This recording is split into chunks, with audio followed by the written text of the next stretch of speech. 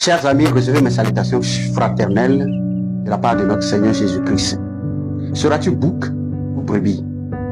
Permettez-moi de lire l'évangile selon Matthieu, le chapitre 25, versets 31 à 33.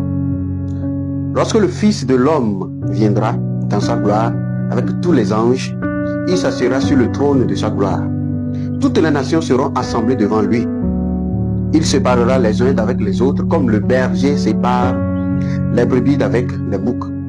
Et il mettra les brebis à sa droite et les boucs à sa gauche. Amen. Chers amis, l'homme de nature en général aime ce qu'on appelle la qualité dans le choix de ses besoins. Ce qui même d'ailleurs le pousse à faire des prix dans sa recherche de la qualité. Les femmes au marché, dans une boutique de bijouterie, de panne, de choix d'ustensiles de cuisine, exigent la qualité.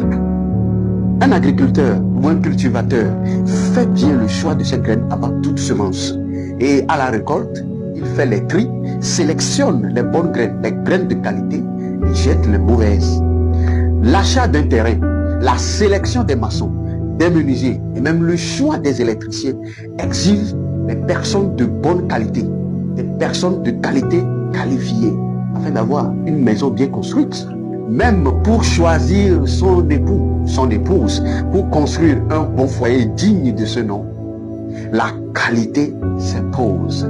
Une femme vertueuse, ce que la Bible même soulève dans les livres des Proverbes, le chapitre 31 du verset 10 à 28. Si la vie en elle-même aime la qualité, notre Créateur ne cherchera-t-il pas à plus forte raison une vie de qualité chez l'homme, sa créature la plus précieuse? C'est le pourquoi notre vie en tant qu'une créature de Dieu doit être une vie de qualité. Parce qu'à la fin, Dieu fera un tri entre nous qui sommes cette créature créée à son image. Cette qualité de vie dont je fais mention actuellement selon le test n'est pas une question d'apparence. Les matériaux peuvent briller et attirer l'attention de tout le monde, mais peut ne pas être de bonne qualité. En réalité, la qualité d'un produit est souvent remarquée dans son utilisation. Bref, la qualité de notre vie dépend de nos comportements, de nos manières de penser et surtout de notre amour envers les uns et les autres, selon ce test dans les versets 35 à 40. Dieu veut que notre vie soit une vie de qualité, une vie de valeur, une vie qui reflète les vertus du royaume céleste, afin que nous prenions possession de ce royaume que lui-même a préparé pour nous dès le fondement de ce monde.